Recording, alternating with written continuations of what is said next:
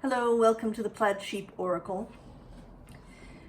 This reading comes to you sponsored by Pluto. Brought to you by Pluto. He stations direct today that I'm recording this. He hasn't quite gotten there. It's later this evening, East Coast US time.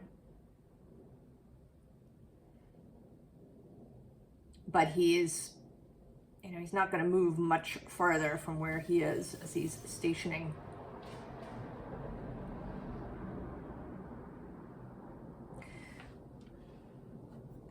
And we'll see what happens. I understand what he wants to say, and we'll see if I can articulate it.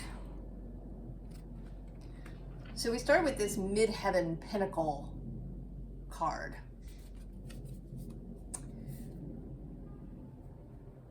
And I think it's like this feeling, this energetic feeling that we're having.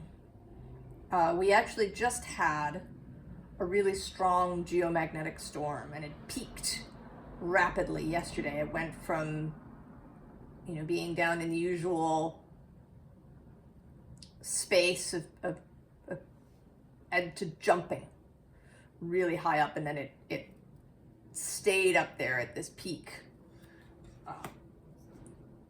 for a long time, and is now finally kind of dropping down. So there's that energy that's been here. And then we're entering now into this space of Mars and Pluto opposing one another. The first perfection of this happens on November 3rd. And that's from the last degree of Cancer, where Mars will be, to the last degree of Capricorn, where Pluto will be.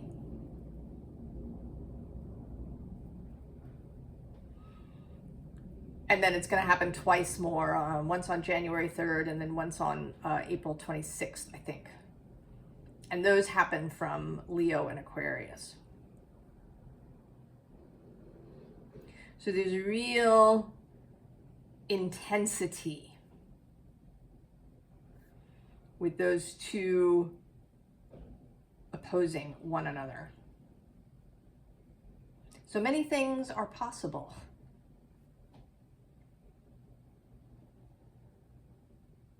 And it seems like Pluto is coming through to advise a certain kind of response to this. The visible underside is Scorpio. Investigate. Curiosity.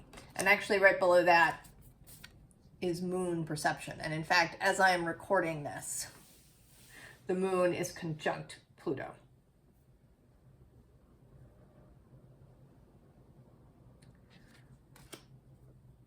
So what is our perception of things? Do we have curiosity about it rather than being reactive?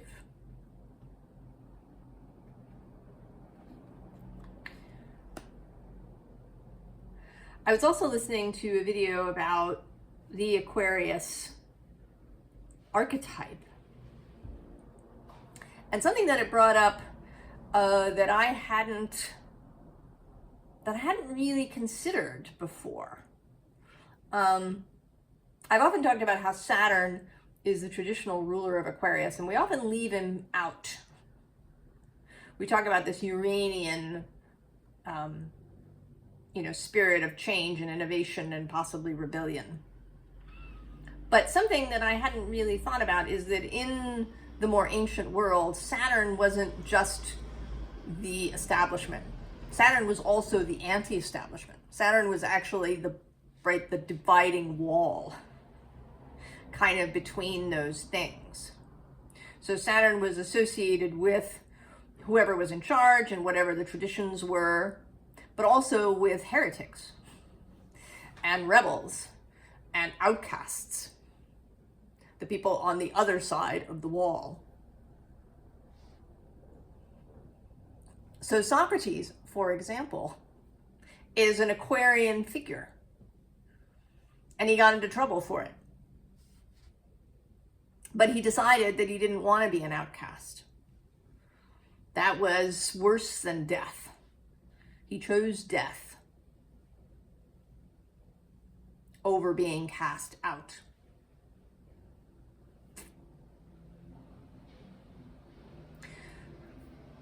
So Aquarius is, I think, much more interesting and layered and nuanced than it gets credit for a lot of the time. I mean, I think that's true for all signs, of course.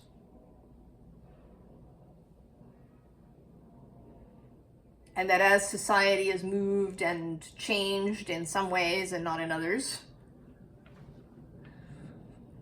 Aquarius has taken on some new aspects, has become associated with things like technology. But that's only one form of, sort of the future or progress. You could decide that technology is the worst possible thing ever, and that we really need to go back to a pastoral space. That it's more about this sense of moving from darkness into light, and what does that mean for you? So what is that perception of darkness into light?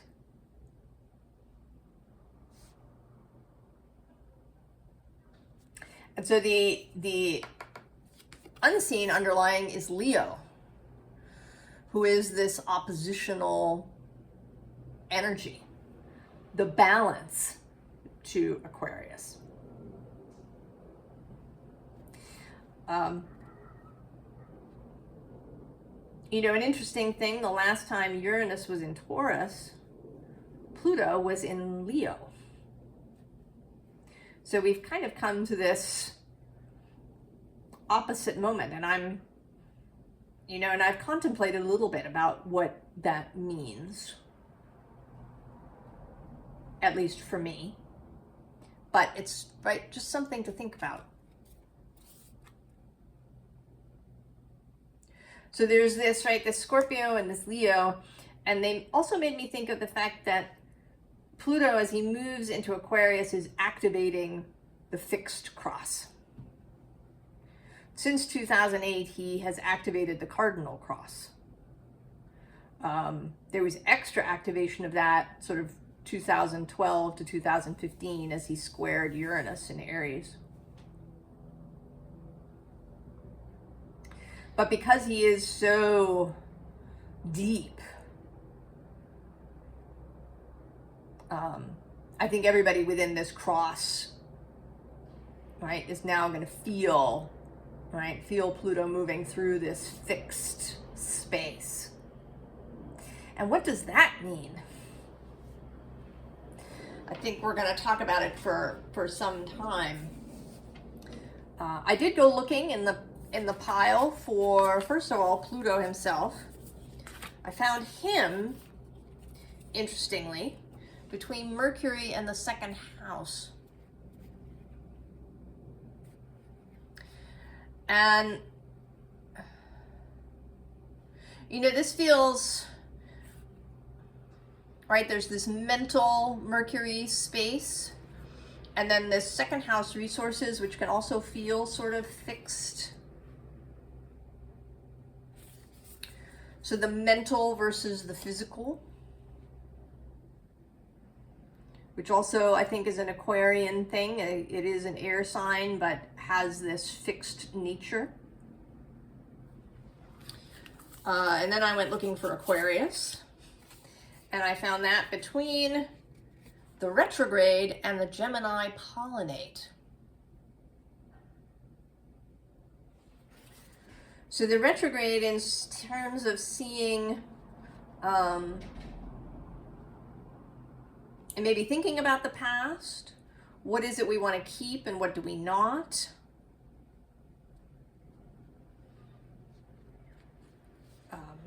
reviewing things before we take action.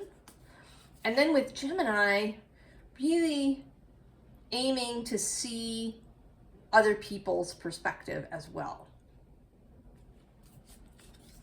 And then Taurus, very interestingly, sits between Jupiter and Saturn. And actually that is true. Jupiter sits in Gemini on one side of Taurus, and Saturn is in Pisces on another side. And these two planets squared one another recently.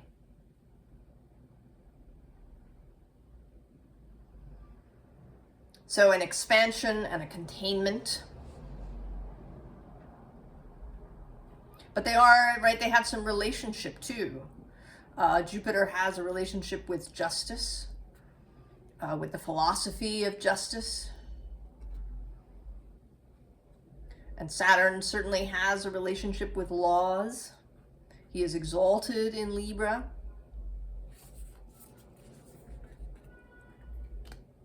And then this Taurus energy of earth and body and Venus.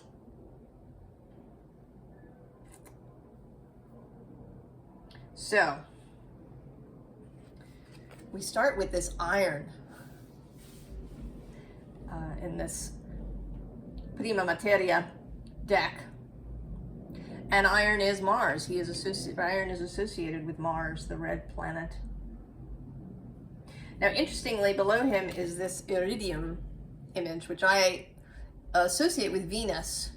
There are several cards in this deck that I think of as Martian and several that I think of as Venusian. And this is one of the Venus cards for me.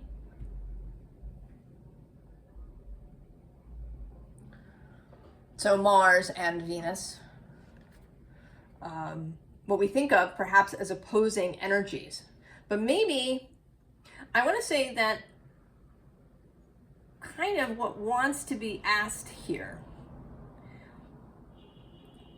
is that we move from thinking about opposition, and opposition is associated with Saturn as an aspect, right? The aspect of opposition is kind of a Saturnian thing, right? Those two sides of the wall. To think about it less as butting heads from either side and more as collaboration, right? This Aquarius card in this deck says collaborate. So that opposing views, ideas, thoughts, modus operandi can become collaborative rather than having to be butting heads with one another. And it's interesting too, the bottom of the deck is lithium. And the first thing that came to my mind was that lithium is used as a medication for people who have who are manic depressive. That its purpose is meant to balance out these two opposing forces.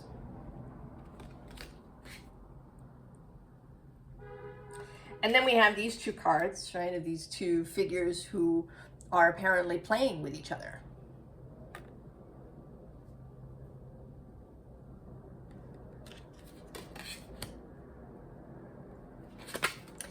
And then these two figures, who are sort of interesting, right? There's a kind of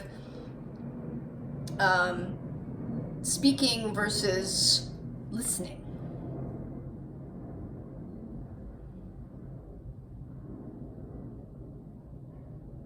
Active and passive. Dominant and submissive. That could work together rather than in opposition to one another.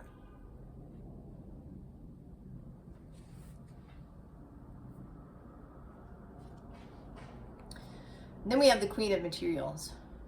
Again, that sense of Venus. She's also my Dare You card. She's leaning out there through the magic mirror, daring you to do things differently.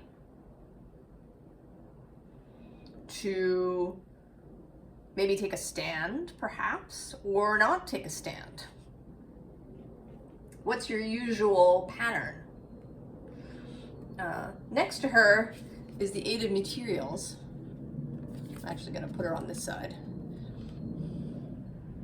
And then the Queen of Emotions.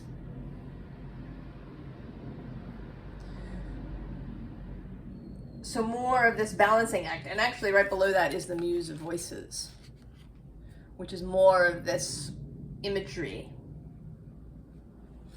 of balance and possible opposition.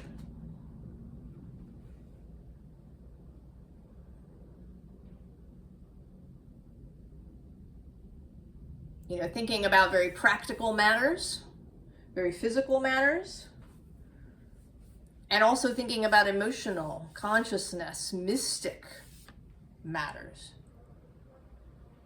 That the sacred and the profane can be together. The bottom of the deck is the Two of Inspiration. More energy of curiosity.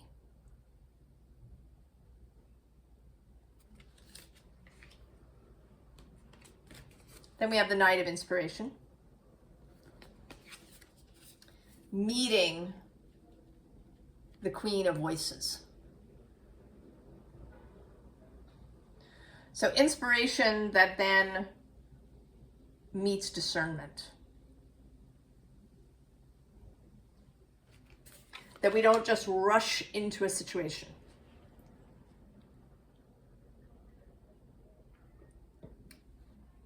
That we can have an idea and then pause to consider. And also with this Four of Inspiration coming, that we can also, you know, bring it to the group. We have an idea, we think about it, we consider how to present it, how to be clear. And then we get into a group and we talk about it. That we do this collaborative process. And then we get the Star.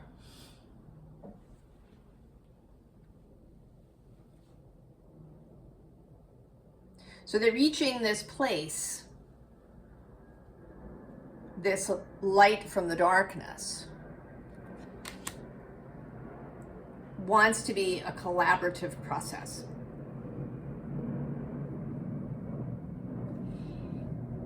Where things that appear oppositional actually work together. And then I did go looking in the deck for the Queen of Inspiration, the Queen of Wands, because she's the only queen that didn't make an appearance, and I found her. And she's between, there's a whole bunch of things happening here. On one side, there's this Ace of Materials, right? A new world, perhaps, a new physical reality that we might like. And on the other side, she's got the Two of Cups, the Ace of Cups, and the Ace of Inspiration. So there's three aces here. And the factors with these three aces are this Queen of Inspiration, courage, confidence, creativity, and then the Two of Cups.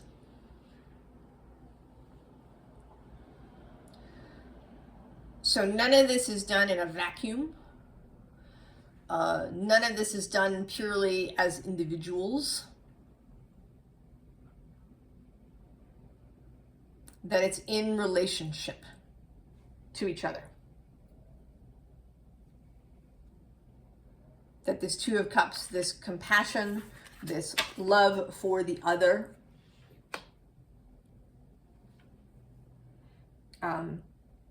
this taking other people as part of ourselves, as a definition for love.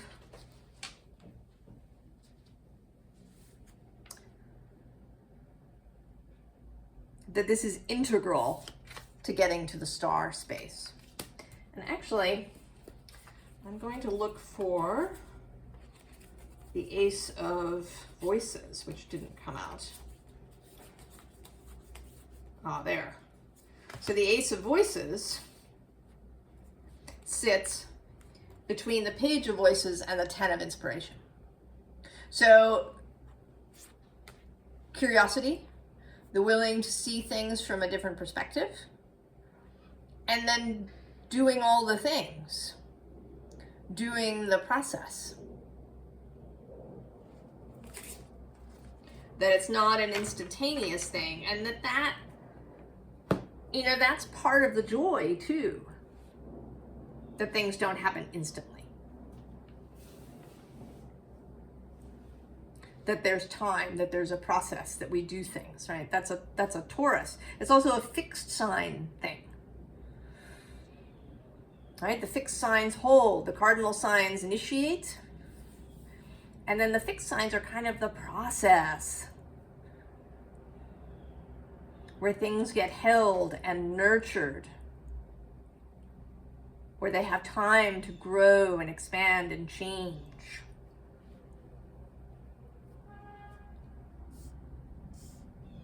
I think that when we really started to associate Aquarius with Uranus, we had this idea that, right, things had to happen suddenly.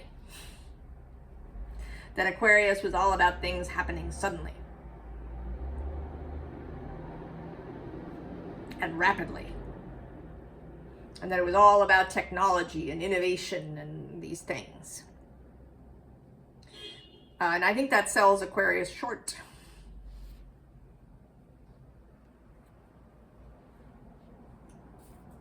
So we do have the Fool, the Journey, in this deck.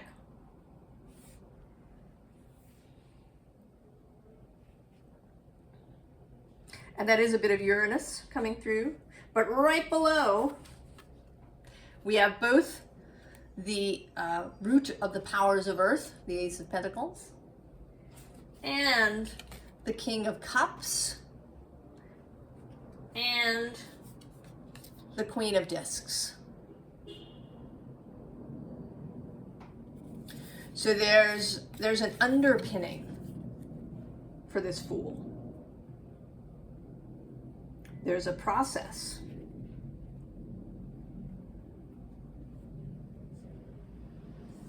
There is, you know, a maturity that wants to come out.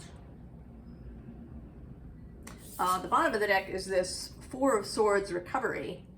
And I think less than recovery, more a stability of mind. The Four of Swords as a stability of mind. Because the journey that is being undertaken here by this Fool, we have the Knight of Swords.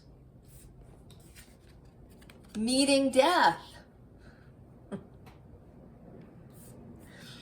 And then coming out the other side as the Queen of Swords.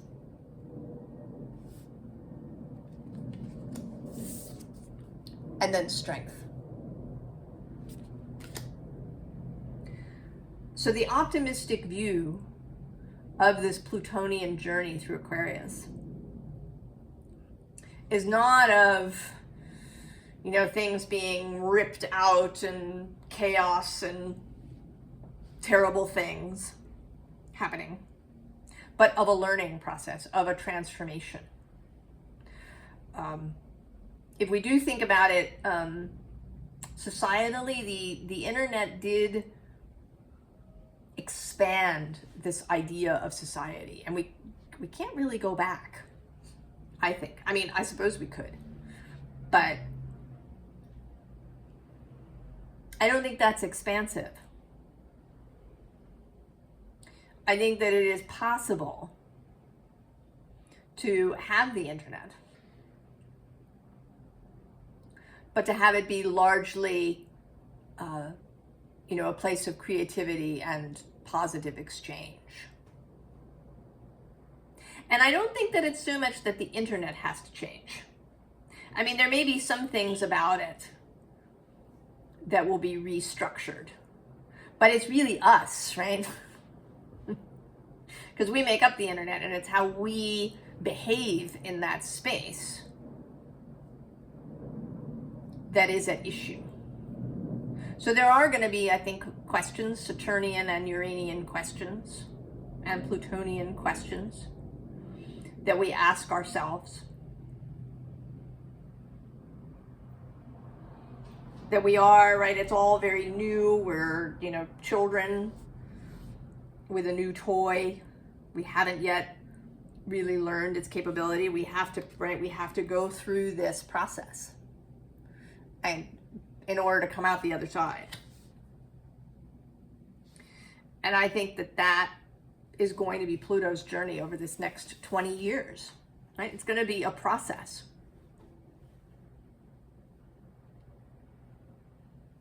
Where we figure out, and hopefully together in this collaborative way, and with the aid of the other planets, Saturn and Neptune, who are going to meet at the 0 degree of Aries, right? That's a changing of walls, maybe certain kinds of walls coming down and maybe new walls being built.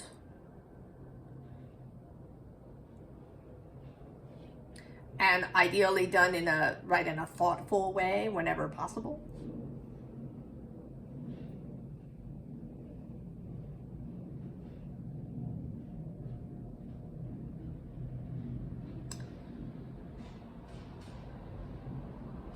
So I think that there is an enormous amount of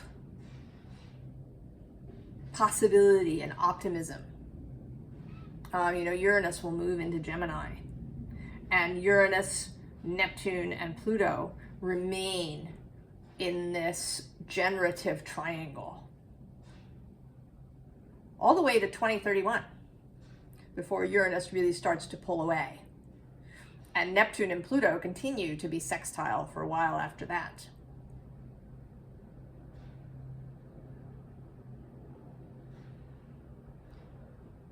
So there is a lot of possibility for really innovative thinking, for new ideas, for new ways to interact with one another. Right, for Gemini to talk to one another, to cross-pollinate.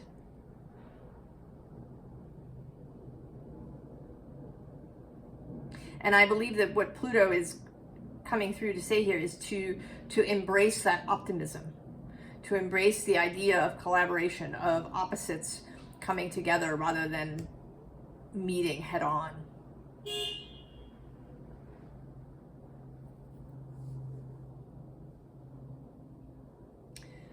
So I hope this feels optimistic for you. I hope that you decide to take this view of, you know, maybe coming from darkness into light,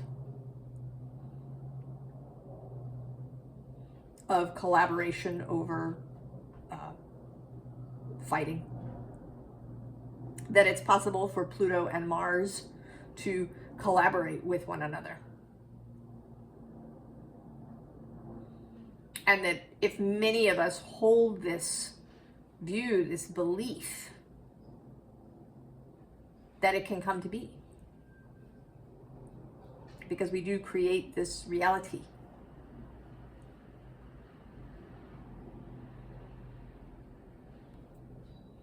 I hope that you're feeling well and that you embrace optimistic possibilities. And I wish you all the very, very best. And I will see you next time. So long.